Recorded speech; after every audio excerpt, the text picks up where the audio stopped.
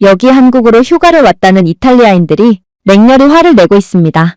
아니, 한국인들은 다친 사람을 도와주지는 못할 망정 허무맹랑한 소리나 해대고 있다니 이게 진짜 선진국이 맞다고. 그러나 그렇게 불만을 표하던 외국인들은 이내 도저히 믿지 못할 장면을 목격하게 되고 이런 건 한국이 아니라면 절대로 볼 수 없다며 경악을 하는데요. 그렇다면 이 외국인들이 한국에서 대체 어떤 장면을 목격했던 것일까요? 안녕하세요. 제 이름은 루카 로마노입니다. 저는 이탈리아 국립소방대인 비질리 델 푸오코에서 12년 넘게 복무했습니다. 특히나 저희 팀은 이탈리아 소방을 책임지는 엘리트 소방관들이었고 그래서 저희 팀이 전국 소방대회에서 1위를 차지했을 때 저희 모두는 그다지 놀라지도 않았어요. 당연히 저희는 저희 팀의 헌신과 영광에 걸맞은 보상을 기대했습니다. 적어도 뉴욕이나 혹은 파리로의 여행이었을지도 모르죠. 하지만 그들은 저희를 한국으로 보내더군요.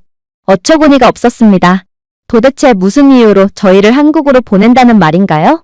저희 대부분은 매우 남자다운 성격을 갖고 있고 그렇기에 K-팝, 여자친구가 밤늦게 보는 한국 드라마에는 그다지 관심이 없었어요.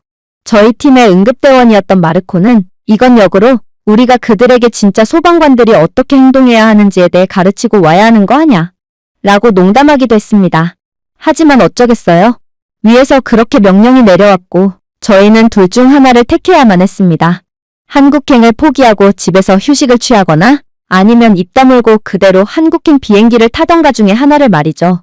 그러나 오랜만에 찾아온 해외로의 휴가 기회를 그대로 날려버릴 수가 없던 저희는 모두 한국행 비행기에 올라타게 됩니다. 그러나 한국행은 시작부터가 심상치 않았어요. 70대 남성으로 판단되는 할아버지가 인천공항 3번 출구 근처 바닥에 갑자기 쓰러졌습니다. 넘어진 것이 아니에요. 마치 줄이 잘린 꼭두각시처럼 그대로 고꾸라진 것이었습니다. 저희는 본능적으로 그에게 달려갔고 오래된 본능이 발동했습니다. 아무리 한국이 그다지 마음에 드는 국가가 아니었더라도 한국에 온 첫날부터 누군가를 그대로 죽게 둘 생각은 전혀 없었어요. 하지만 누군가 저보다 훨씬 빨리 달려오더군요. 제가 쓰러진 남자에게 다가가기도 전에 소방관과 구급대원 제복이 혼합된 것처럼 보이는 한국인 남성이 이미 쓰러진 남성 옆에서 무릎을 꿇고 있었습니다. 그는 주저하지 않고 응급처치를 시작했어요. 결국 쓰러진 노인의 기도와 호흡, 맥박은 몇 초 만에 확인되었습니다. 잠시 후 다른 3명으로 구성된 팀이 들것을 들고 도착하여 마치 영화에서 리허설을 한 것처럼 노인을 안정시켰습니다. 완벽한 팀플레이였고 매우 신속하고 박수받아야 마땅한 수준 높은 위기 대응 과정이었습니다. 저는 두려움 때문이 아니라 제가 할 일이 아예 없었다는 것을 깨달았기 때문에 얼어붙었습니다.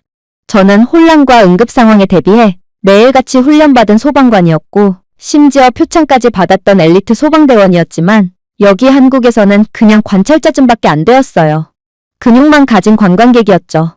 하지만 얼마 뒤 저는 충격적인 사실 하나를 알게 됩니다.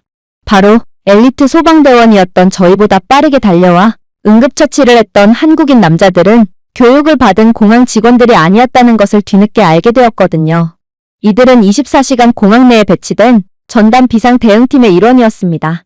인천국제공항은 터미널에서 불과 수백 미터 떨어진 곳에 자체 소방서 및 경찰 기지를 갖추고 운영되고 있는 것으로 밝혀졌습니다. 완벽한 장비를 갖추고 훈련을 받은 전문 인력이 배치되어 있으며 사고 발생 후 90초 이내에 대응할 수 있도록 되어 있던 것이죠. 90초 말입니다. 이건 말이 안 됐어요. 여긴 공항입니다. 필연적으로 도시에서 멀리 떨어진 외딴 곳이란 말입니다. 그런데 어떻게 이러한 비상상황 대비 시스템이 완벽하게 갖추어져 있을 수가 있나요? 이탈리아 공항에서는 누군가 쓰러지면 구급차를 부르는 게 의미가 없습니다. 당연하죠. 공항 근처에 아무런 긴급 대응 인프라가 없고 모든 인프라는 도심에 몰려 있으니 출동하는데 1시간 이상이 걸리거든요. 즉, 공항에서 발생한 응급 환자를 위해 구급대원들을 부르는 건 치료를 위한 호출이 아니라 시체를 운반하는 운구차를 부르는 것과 같다는 말입니다. 한 번은 이탈리아 공항 터미널에서 한 남자가 발작을 일으켰지만 공항 내부에는 비용의 이유로 필수 인력조차 갖추고 있지 않았기에 청소부가 걸레를 들고 먼저 출동한 적도 있습니다. 아무도 이 남자를 책임질 수가 없었어요. 그러나 인천에서 쓰러진 남성은 터미널을 떠나기도 전에 의식을 되찾았습니다. 전문 구급대원이 그와 함께 병원으로 동행했습니다. 한 한국인 행인이 그 남자의 아내에게 물을 제공했습니다. 또 다른 한국인 남성은 분명히 저희와 같은 여행자일 뿐인데 노인이 떨어뜨린 지갑과 스마트폰을 집어들고 부드럽게 먼지를 털어낸 후 양손으로 공손히 돌려주었죠. 거의 아름답게 설계된 드라마 세트 촬영장 같았어요. 이탈리아에서 온 저희에겐 도저히 현실적이지 않은 모습이었죠. 마르코는 이 전개를 지켜보던 중 숨을 헐떡이며 중얼거렸습니다. 지금 인천공항에서 긴급대응 시뮬레이션 중인가? 만약 이탈리아였다면 일단 행인들이 쓰러진 사람의 귀중품부터 전부 훔쳐가고 말 거야. 솔직히 말해서 이탈리아는 자국을 서구 문명의 요람이라고 자랑하지만 공항에서 누군가 쓰러지면 도움은커녕 뭔가를 훔치지만 않으면 감사하게 여겨야 할 정도의 수준을 가졌습니다. 하지만 여기 한국에서는 그들은 긴급 대응을 시스템화해 놓은 상황이었고 모든 한국인들은 끝까지 높은 시민의식을 보여주며 당장의 사소한 이익 앞에서 인간이기를 포기하지 않았습니다. 그때 문득 떠올렸습니다. 어쩌면 한국에서는 긴급 대응이 대응이 아닐 수도 있을 것입니다. 이들에게는 그저 본능적으로 해야 할 당연한 과정이죠. 그리고 저는 오랜만에 소방관으로서 새로운 것을 느꼈습니다. 질투의 감정이었죠. 저는 이탈리아는 100년이 지나도 절대로 한국과 같은 모습을 보이지 못할 것을 그 누구보다도 잘 알고 있었거든요. 그렇게 저희 모두는 패배감을 느끼며 이동했습니다. 방금 공항에서 목격한 것들 때문에 여전히 멍한 상태였지만 아무튼 저희는 이왕 한국에 온 김에 한국을 온전히 즐겨야만 했거든요. 저희는 택시를 타고 서울로 이동하려고 했어요. 당연하죠. 이탈리아에서는 공항에서 도심까지 이동하는 교통수단은 택시밖에 없었거든요. 그러나 저는 곧 봐선 안 될 표지판을 발견하고 그대로 경악을 하고 말았습니다. 바로 인천공항에 설치되어 있는 다개국어로 전환되는 디지털 표지판은 인천공항과 바로 연결된 지하철 플랫폼이 근처에 있다는 사실을 알려주었거든요. 공항 근처가 아니었어요. 인접도 아니었죠. 공항 내부에 대중교통이 연결되어 있었습니다. 저는 그저 반신반의한 채 이동했어요. 공항과 대중교통이 연결되어 있다니 이런 건 들어본 적도 없습니다. 이탈리아는 로마에조차 썩 훌륭한 지하철을 구비하지 못하고 있는데 한국은 도심에서 떨어진 외딴 곳에도 대중교통 시설을 갖추고 있다니요. 그러나 그렇게 이동해본 결과 이곳 공항에는 정말로 지하철역이 존재하고 있었고 심지어 이탈리아의 웬만한 수술실처럼 깨끗하더군요. 부드러운 조명과 1초도 어기지 않는 정확한 열차 도착 시간을 보여주는 디지털 화면, 태블릿 PC가 장착된 유니폼을 입은 직원들이 외국인들의 질문에 정중하게 고개를 숙이고 질문에 답하는 모습, 그야말로 이상적인 모습이었습니다. 지하철이 도착하자마자 플랫폼의 스크린 도어가 완벽하게 정렬되었습니다. 이탈리아 지하철에는 스크린 도어 자체가 없지만 한국은 완벽하게 깨끗하고 잘 작동하는 스크린 도어로 승객들의 안전을 보장해주고 있었죠. 로마 지하철에서는 누군가 피자 상자를 선로에 던져버려서 지하철이 여러 차례 지연되곤 합니다. 저희는 종종 이탈리아 대중교통의 유지관리 예산의 절반이 내다 버린 모짜렐라 청소에 사용된다며 농담을 건네기도 하죠. 하지만 한국에서는 애초에 그런 쓰레기를 청소할 필요조차 없었던 것입니다. 하지만 저희를 정말로 경악의 도가니로 몰아넣었던 부분은 따로 있었습니다. 그건 바로 역내에 구비되어 있는 대기부스였죠. 부스 안에는 시원한 에어컨 바람이 부드럽게 순환하고 있었어요. 모든 좌석 아래에는 전자기기 무선 충전 포트가 구비되어 있었죠. 부드러운 배경음악까지 여긴 마치 미니멀한 VIP 라운지처럼 느껴졌습니다. 여기가 정말 대중교통이 맞는 거야? 엔조가 속삭였습니다. 추가 요금을 지불하지 않고 여기 앉아도 되는 거 맞지? 놀랄만 했습니다. 이곳은 마치 VIP들만이 입장이 허가된 공간처럼 느껴졌거든요. 그때 마르코가 소리를 지르기 시작했습니다. 마르코의 시선을 따라가 보니 근처에 자판기가 있더군요. 그리고 엔조는 이따위 평범한 자판기가 뭐가 그리 놀랍다고 소리를 지르냐며 마르코에게 핀잔을 주었는데요. 그러나 그런 엔조 또한 뭔가 이상한 점을 느꼈는지 이내 자판기를 유심히 쳐다보기 시작했습니다. 이 자판기는 빛나는 터치스크린, 다국어 인터페이스, 카드 결제, NFC, QR코드 스캔, 음성 안내 기능 등 모든 것을 갖추고 있는 최첨단 자판기였거든요. 동전을 먹고 제품은 주지 않는 이탈리아의 30년은 된 고물 자판기와는 차원이 달랐어요. 한국의 자판기는 외국인인 저희에게 자신이 판매하는 물건을 이탈리아어로 친절하게 설명해 주기까지 했거든요. 한국에서는 평범한 자판기마저도 수준이 달랐던 것입니다. 그리고 거기 있었어요. 저희의 삶을 완전히 바꾼 단 하나의 버튼 말이에요. 믹스커피 800원. 솔직히 저희 모두는 처음에 같은 생각을 하고 있었습니다. 믹스커피요? 이건 근본이 없는 구정물일 것이 분명합니다. 저희는 이탈리아인이에요. 에스프레소가 아닌 구정물을 마시는 건 용납할 수가 없는 행동이죠. 저희는 아메리카노조차도 허용을 못하는 사람들인데 믹스커피 따위를 마시는 건 말도 안 되는 일이었습니다. 하지만 결과적으로 제가 틀렸어요. 정말 영혼이 산산조각날 정도로 틀렸습니다. 마르코는 호기심에 가득 찬 얼굴로 믹스커피를 주문했고 한 입을 맛본 뒤 묘한 표정을 지으며 저희 모두에게 맛볼 수 있는 기회를 주었거든요. 저는 화학 슬러지를 기대하며 한 모금 마셨지만 대신 극강의 조화를 맛보았습니다. 달콤하고 크리미하며 풍부하고 중독성 있는 블렌드로 완벽한 만족감을 선사했습니다. 마치 누군가가 저희의 장기간의 비행의 모든 피로를 종이컵에 녹여버린 것 같았어요. 엔조는 한 모금 마시고 신을 본 것처럼 눈을 감았습니다. 그러고는 말없이 자신이 마실 믹스커피를 2잔 더 주문하더군요. 마침내 지하철이 도착했을 때 저희는 각각 컵 2개씩을 들고 지하철에 올라타 있었습니다. 그리고 얼마 후 목적 지역에서 하차했을 때 저희는 전혀 예상치 못했던 일에 휘말리고 말았죠. 분명 한국의 지하철 객실 내부는 평온함 그 자체였습니다. 수준 높은 한국인들은 일체의 소란이나 혼란도 발생시키지 않은 채 침묵으로 객실을 밝히고 있었거든요. 그러나 저희가 지하철에서 내렸을 때 저희 근처에서 쿵 소리가 울려 퍼졌습니다. 마르코는 긴장했어요. 누군가 쓰러진 것 같아. 엔조는 저를 쳐다보았습니다. 이번에야말로 우리가 나설 차례 같은데? 공항에서의 실수를 만회하자고. 저는 고개를 끄덕였습니다. 또다시 오래된 본능이 발동되었습니다. 저희는 재빨리 소동 쪽으로 이동했어요. 한 젊은 한국 남성이 탈수나 저혈당으로 인해 기절한 것으로 추정되었어요. 그는 바닥에 누워 창백했지만 숨을 쉬고 있었습니다. 그런데 동시에 놀라운 상황이 일어나고 있더군요. 한국의 시민들은 대체 뭐하는 사람들인지 이들은 이미 행동하고 있었거든요. 이들은 지하철에 비치되어 있는 빨간 십자가가 표시된 캐비닛을 열고 밀봉된 구급상자를 꺼냈습니다. 몇몇은 벽 쪽에 비치되어 있는 비상제세동기를 가져오기도 했어요. 결과적으로 비상제세동기는 필요하지 않았지만 한국의 시민들은 전문 응급요원도 아니었음에도 놀랍도록 전문적인 솜씨로 부상자에 대한 응급조치를 취하기 시작했습니다. 나중에 알고 보니 한국은 징병제 국가로 이들은 군대에서 기본적인 응급조치에 대해서는 전부 교육을 받는다고 했는데요. 그래서 한국인들은 사실상 모두가 예비 응급요원과 다름이 없던 것입니다. 그렇게 저희는 이번에도 늦어버렸죠. 하지만 한국인들의 비상대응 능력만큼이나 충격적이었던 부분은 따로 있었어요. 어떻게 지하철 같은 공공장소에 고급 응급키트가 구비되어 있을 수가 있는 것이며 이러한 인프라가 유지될 수 있는 건가요?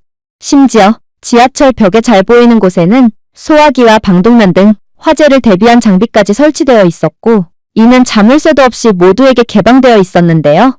그런데 한국인들은 이러한 고가의 응급 장비에 절대로 손을 대지 않는지 한국에서는 모든 응급 및 화재 도구가 그대로 유지되고 있었기에 이러한 정직에 대한 수혜를 전 국민이 보고 있었습니다. 그리고 이러한 말도 안 되는 모습을 보고 엔조는 다시금 몸을 숙여 속삭이더군요. 로마에서는 20분 만에 사라졌을 거야. 모든 것이 말이야. 소화기? 개방된 지 5분 만에 이베이에서 팔리고 있겠지. 그런데 어떻게 한국에서는 고가의 장비들이 전부 개방되어 있음에도 아무도 훔쳐가지 않을 수가 있는 거지? 그의 말은 전혀 틀리지 않았습니다. 이탈리아에서는 단순히 재난을 두려워하는 것이 아니라 자국민이 예방 도구를 훔치는 재앙을 두려워합니다. 아마 이탈리아에서 발생하는 대부분의 화재 사건은 초동 조치를 거치며 금방 문제가 해결될 수도 있었을 것입니다. 하지만 이탈리아에서는 이러한 공공 인프라를 훔쳐서 작물시장에 내놓는 전문적인 직업을 가진 사람들이 존재하고 이들은 소방방제 도구를 전부 훔쳐갔기에 결국 골든타임을 놓친 불길은 모든 것을 집어삼키고 말았죠. 하지만 한국에서는 사람들이 이러한 도구를 존중합니다. 왜냐하면 한국에서는 낯선 사람의 생명이 소화기에 달려있다는 생각 자체가 엄청난 공감을 받으며 존중받고 있기 때문입니다. 아니 거기까지 갈 필요도 없이 한국인들은 자신의 것이 아닌 무언가를 훔쳐간다는 생각 자체를 이해하지 못하는 듯 보였어요. 한국은 단순히 좋은 인프라에만 투자한 것이 아닙니다. 한국은 국민들이 책임감 있게 인프라를 사용할 수 있다고 믿었습니다. 그리고 국민들은 그 신뢰에 부응했죠. 연설도 구호도 없는 조용한 사회계약이었습니다. 단지 정직한 시스템과 정직한 시민들 뿐이었어요. 저희가 다시금 패배감에 사로잡혀 지하철역을 나섰을 때 저는 마르코를 힐끗 보았습니다. 그는 역에서 찾은 자판기에서 믹스커피를 다시 구매한 뒤 한 모금 더 마시고 있더군요. 그는 숨을 내쉬며 중얼거렸습니다. 나는 항상 우리의 조국이 문명화되었다고 생각했어. 세계를 주름잡는 선진국이라고 생각했지. 그러나 알고 보니 우리는 끔찍하게 뒤처져 있을 뿐이었어. 응답하지 않았어요. 그럴 필요가 없었죠. 저희 모두가 그 사실을 알고 있었기 때문입니다. 그렇게 저희는 아무 말도 하지 않고 숙소로 향했습니다. 그러던 중 저희는 우연히 중학교를 발견했어요. 처음에는 큰 관심을 기울이지 않았습니다. 겉으로 보기에는 그다지 특별할 것도 없어 보였거든요. 그러나 학교에 가까워질수록 저는 한국의 중학교에는 놀라운 것들이 숨겨져 있다는 것을 깨닫게 됩니다. 주변에는 장식용 램프 기둥에 AI 보조 보안 카메라가 몰래 끼워져 있었어요. 나중에 알고 보니 해당 AI 보안 카메라는 사람들의 얼굴과 행동을 인식하고 혹여라도 위험하거나 돌발 행동을 하는 사람이 있을 경우 곧바로 인식하고 학교와 당국의 관련 부서에 비상알림을 제공한다고 하더라고요. 물론 당연히 이 기능을 통해 학교 내의 사각지대에서 발생하는 학교폭력도 방지할 수 있는 최첨단 장비였습니다. 대부분의 국가들에서 학생들을 향한 범죄나 학교폭력 문제는 엄청난 예산을 쏟아부어도 도저히 고칠 수가 없는 문제인데 한국은 기술력 하나로 이러한 다른 국가들에서는 천문학적인 예산을 쏟아부어도 해결에 실패한 문제를 단번에 고쳐버린 것입니다. 물론 한국의 학교 시설도 놀라웠죠. 운동장은 흙이나 아스팔트로 되어 있는 것이 아닌 잔디구장으로 꾸며져 있었거든요. 아무래도 한국은 제가 상상했던 그 이상으로 기술적으로 탁월하고 부자인 국가처럼 보였습니다. 그런데 그때 학교를 구경하던 마르코가 표정을 잔뜩 찌푸린 채 불평을 해오기 시작했습니다. 이런, 휴대폰 배터리가 다 닳았잖아. 이래선 사진을 찍을 수가 없는걸? 그러나 그의 불평도 잠시 놀라운 일이 일어나기 시작했어요. 막 하교를 하던 한국인 여학생 무리가 저희에게 관심을 보이더니 이내 인상을 잔뜩 찌푸리고 있는 마르코에게 영어를 구사하며 무슨 일이 있나요? 라고 물어왔기 때문입니다. 한국에서는 중학생조차 영어에 매우 능통했고 그렇게 저희는 영어를 구사하며 의사소통을 할 수 있었는데요. 그런데 이 여학생들은 저희에게 놀라운 말을 해오기 시작하더군요. 이건 제가 편의점에서 대여한 무선 충전 휴대용 배터리예요. 자녀 배터리가 조금 남았으니 사용 후에 편의점에 다시 반납해주세요. 알고 보니 한국에서 눈만 돌리면 찾아볼 수 있는 편의점에서 휴대용 무선 충전기 대여 서비스까지 제공하고 있던 것입니다. 그런데 만약 마르코가 무선 충전 휴대용 배터리를 반납하지 않는다면 모든 독박은 이 여학생이 전부 쓰게 될 텐데도 도대체 이 학생은 처음 보는 외국인인 그를 어떻게 믿고 자신이 대여한 무선 배터리를 기꺼이 내준 것인지 저는 한국인들의 신뢰에 문화의 기겁을 할 수밖에 없었습니다. 물론 저희는 호의를 당연하게 여기는 파렴치한 사람들이 아니었어요. 그래서 학생들에게 감사 인사를 한 뒤 배터리를 사용하고 반납을 하러 갔습니다. 그런데 한국 편의점에는 기이한 장면들이 펼쳐져 있더군요. 한국에서 편의점은 단순한 물건 판매의 역할만을 하는 게 아니었고 택배 배송, ATM, 전자레인지 등 거의 모든 일상생활을 수행할 수 있는 허브의 역할을 수행하고 있었거든요. 가장 놀라웠던 건 한국의 편의점은 약국의 역할까지 수행하고 있었던 것입니다. 이탈리아에서는 약을 구매하려면 몇 시간이나 떨어져 있는 약국까지 이동해야 합니다. 움직일 수조차 없을 정도로 아프면 약국도 갈 수가 없는 것이죠. 하지만 한국에서는 아플 때 눈만 돌리면 볼 수 있는 편의점 아무 곳이나 들어가서 약을 구매하면 됐어요. 말도 안 되는 수준의 의료 인프라였죠. 심지어 한국에서는 이 모든 것이 24시간 조용하고 효율적으로 작동하도록 설계되었습니다. 한국은 그야말로 상식을 아득히 초월하는 국가였던 것입니다. 그렇게 저희는 서울에서 더할 나위 없는 시간을 보냈습니다. 그리고 시간이 지나 저희는 도시가 아닌 한국의 구석구석을 탐험하기로 결심하게 되었죠. 한국은 꽤나 인상적인 곳이었거든요. 그래서 저희는 차량 하나를 렌트했습니다. 솔직히 궁금했어요. 반짝이는 공항과 첨단 지하철을 건설해 놓은 한국이지만 과연 이들은 외딴 지역의 고속도로마저 멀쩡할까요? 이탈리아의 경우 고속도로 곳곳에서 포트홀을 실제로 볼 수 있습니다. 그러나 예산 부족으로 인해 로마를 잇는 주요 도로가 아닌 이상 수리는 차일피일 미뤄지며 계속해서 사고를 유발하고 있을 뿐이죠. 그러나 그렇게 고속도로를 달리던 저희의 시선을 가장 먼저 사로잡은 것은 도로 표면 그 자체였습니다. 포트홀은커녕 균열조차도 하나도 없었어요. 색이 바랜 차선조차 하나도 없었죠. 나중에 알고 보니 한국의 고속도로는 LED 조명이 내장되어 있고 밤에는 차선 표시기에도 조명이 켜지며 운전자들의 안전을 보장해준다고 하더라고요. 그러나 제가 한국 고속도로에서 가장 충격을 받았던 부분은 따로 있었습니다. 그건 바로 고속도로 표지판이었죠. 이건 단순한 표지판이 아니었습니다. 교통 상황, 기상 경보, 사고 지역 경고까지 실시간으로 업데이트되는 역동적인 디지털 패널이 각각 정확하게 표시되고 있었어요. 표지판은 곧 가벼운 비로 인한 미끄러운 도로 상황을 경고했는데 표지판이 경고한 지 1분도 채 지나지 않아 정말로 이슬비가 내리기 시작하더군요. 하지만 정말 놀라웠던 건 바로 한국의 대응 방식이었어요.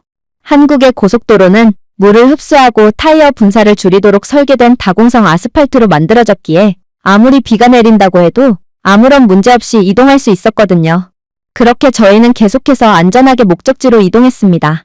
그리고 어느새 디지털 표지판은 휴게소가 얼마 남지 않았다는 정보를 알려주었고 그 휴게소는 현재 사람들이 얼마 없어서 쾌적한 상태를 유지하고 있다는 정보까지 알려주더군요.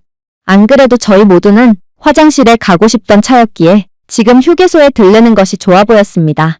휴게소 건물은 무척이나 현대적이었고 고속도로 한가운데에 이런 깨끗하고 멋진 건물이 있다는 사실 자체가 믿기지 않을 정도였어요. 그리고 항상 새로운 것을 가장 먼저 시도하고 싶어 할 정도로 호기심이 강한 마르코는 자동차가 완전히 멈추기도 전에 뛰어내리려고 하더군요. 조심해. 저는 반쯤 경고했지만 당연히 그는 듣지 않았습니다. 흥분한 그는 전국 소방운영 평가 중에 왼쪽 발목을 다쳤다는 사실을 잊은 듯 차량이 멈추지도 않았는데도 조수석에서 뛰어내렸습니다.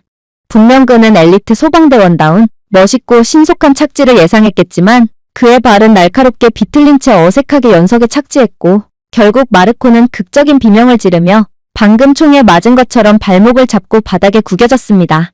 한 번 외마디 비명소리를 내지른 마르코는 더는 비명소리를 지를 기력조차 없는지 얼굴만 붉어진 채 꺽꺽거릴 뿐이었어요. 저희는 분명 이러한 부상자를 구하는 역할을 수행하는 소방대원이었지만 솔직히 지금 상황에서는 무엇을 해야 할지 도저히 감이 안 오더군요. 여긴 휴게소였어요. 도심과는 한참 떨어져 있고 그냥 도로 한가운데에 있는 섬 같은 곳이었죠. 당연히 의료시설이 있을 리가 없었고 렌터카에서 의료기기를 기대하는 것도 말이 안 됐습니다. 엔조는 고전적인 질문을 내뱉더군요. 이제 어떻게 해야 하지? 글쎄, 그를 병원으로 데려가야 하지 않을까? 라고 제가 말했습니다. 고속도로에서? 엔조가 쏘아붙였습니다. 어떻게? 헬리콥터라도 불러서 그를 실어 가자는 거야? 발목이 끊어진 것 같아. 제발 헬리콥터를 부를 수만 있다면 불러줘. 마르코가 힘없이 제안했습니다. 바보 같은 짓을 하다가 쓰러진 외국인 한 명을 위해 한국이 헬리콥터를 보내줄 거라고 생각하는 거야? 아니, 헬리콥터가 정말로 출동하기라도 한다면 그것도 그것대로 문제겠네. 그 천문학적인 출동 비용은 소방대원의 월급으로는 절대로 감당할 수가 없을 테니까 말이야. 엔조가 재차 반격했습니다. 저희는 그렇게 1분 동안 티격태격했고 엘리트 소방대원이라는 직업이 무색하게도 아무것도 하지 못한 채 부상당한 마르코를 그대로 방치하고 있었어요. 그런데 그때 어떤 목소리가 저희의 싸움을 방해했습니다. 부드럽고 예의 바른 영어가 날아들었어요. 당신, 괜찮나요? 괜찮으시다면 제가 당신을 도와드릴 수 있을 것 같아요. 저희는 깔끔한 휴게소 유니폼을 입고 무전기와 태블릿처럼 보이는 기기를 들고 있는 젊은 한국인 직원을 보았습니다. 그리고 그녀는 마르코의 발목을 힐끗 쳐다보더니 곧바로 빠른 한국어로 무언가를 전파하더군요. 몇 초 만에 작은 전동카트가 도착했습니다. 한 명은 휴대용 보조기를 들고 있었고 다른 한 명은 휠체어를 펼치고 있었어요.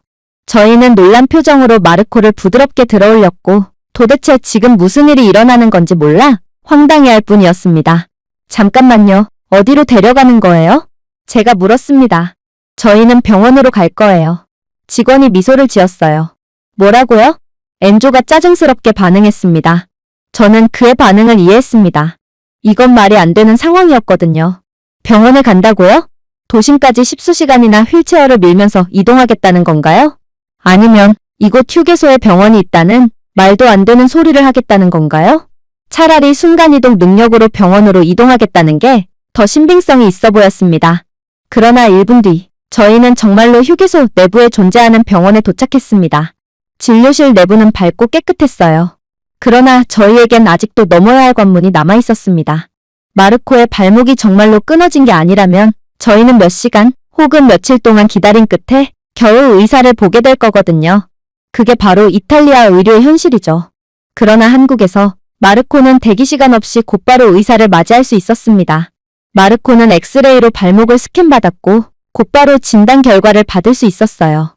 경미한 인대 염좌였습니다. 놀라웠어요. 이렇게나 빠르게 의사를 볼 수 있는 나라는 한국이 유일할 거예요. 아니, 애초에 휴게소에 병원이 존재하는 것 자체가 한국의 세계 최고의 의료 인프라를 여실히 증명하고 있었죠. 마르코가 멍청한 짓으로 발목을 다친 지 15분 후 저희는 처방전을 들고 밖으로 나가고 있었습니다. 그리고 효율성이 최고조에 달했다고 생각했을 때 모퉁이를 돌자 약국이 보이더군요. 약국은 마치 고급 부티크처럼 보였습니다.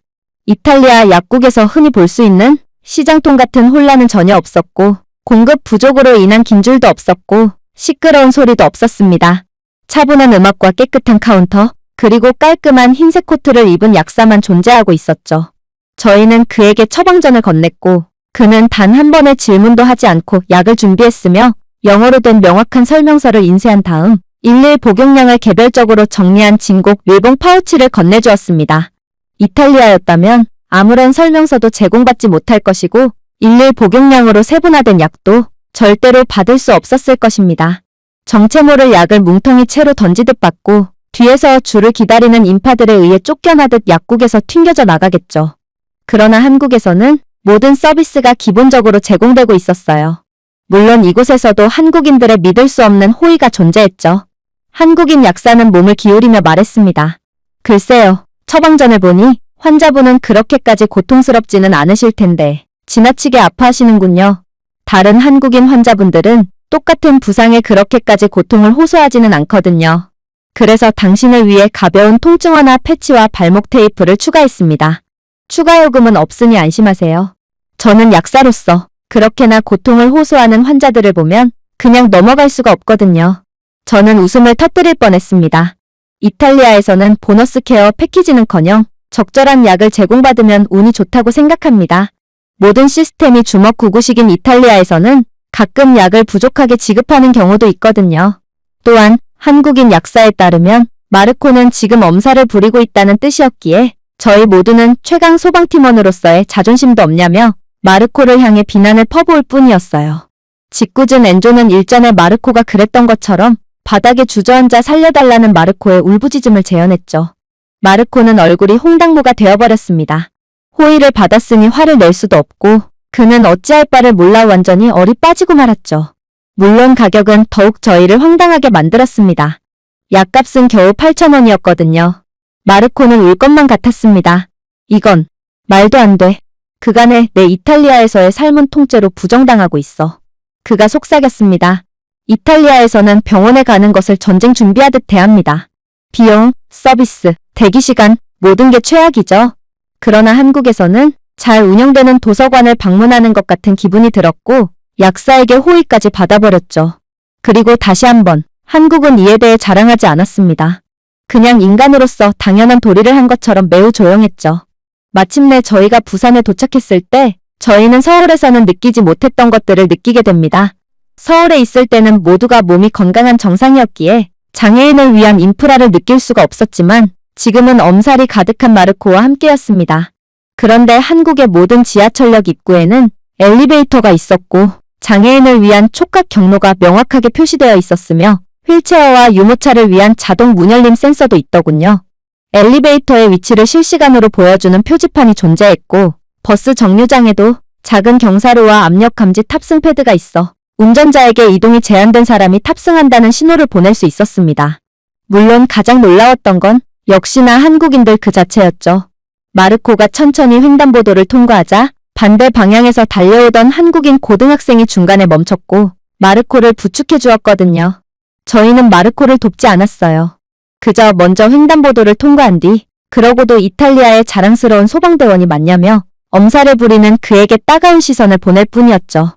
그러나 정작 그를 도운 건 저희가 아닌 생전 처음 보는 한국인이었던 것입니다. 제 조국과 대조하지 않을 수 없었습니다. 개인주의 문화가 극심한 이탈리아에서는 절대로 대가 없이 남을 돕는 법이 없습니다. 엘리베이터요? 추후 공지가 있을 때까지 영원히 고장나 있고 애초에 이탈리아는 한국처럼 엘리베이터를 어디에서든 찾아볼 수 있을 정도로 부유한 국가가 아니에요. 그늘진 벤치에서 잠시 휴식을 취하던 마르코는 저를 바라보며 이렇게 말했습니다. 이탈리아에서 부상을 당하는 것은 정말 피곤한 일이야. 그런데 여기 한국에서 나는 마치 초능력이 생긴 것 같아. 한국인들은 다들 내게 먼저 도움을 베풀어 주거든. 한치의 예외 없이 말이야. 이게 초능력이 아니면 뭐야? 이탈리아에서는 절대로 경험할 수 없는 것이잖아. 그리고 저는 인정해야 했습니다. 그가 옳았습니다. 며칠 후 저희는 다시 인천국제공항으로 돌아왔습니다. 한국인들의 응원 덕분인지 마르코의 걸음걸이는 이제 꽤나 멀쩡해 보였어요. 그의 부상은 전문적인 치료 때문만이 아니라 사람들이 신경을 써주는 나라에서는 더욱 빠르게 회복할 수 있다라는 그의 말처럼 빠르게 치유되었습니다. 저희는 마지막 자판기 믹스커피 한 잔을 들고 출발 게이트 밖에 앉았습니다. 왠지 상징적인 느낌이었죠. 저희가 처음에 조롱하던 작고 달콤한 음료는 예상외로 편안하고 조용하게 훌륭하며 필요할 때 항상 곁에 있는 일종의 마스코트가 되었습니다. 물론 저희의 캐리어에는 믹스커피로 가득 찼죠. 마르코는 공간이 부족하다며 자신의 옷가지까지 버리고 그 공간을 믹스커피 박스로 구겨 넣었어요. 마침내 비행기에 탑승하기 시작하면서 저는 깨끗한 터미널, 선명하게 표시된 다국어 표지판, 승객을 묻지 않고 도와주는 웃는 직원들을 다시 한번 바라보았습니다. 그리고 부러움이 아니라 진심 어린 존경심으로 문명이란 이런 모습이라고 생각했죠. 저희는 한 수 가르쳐주는 것을 생각하며 한국에 왔습니다.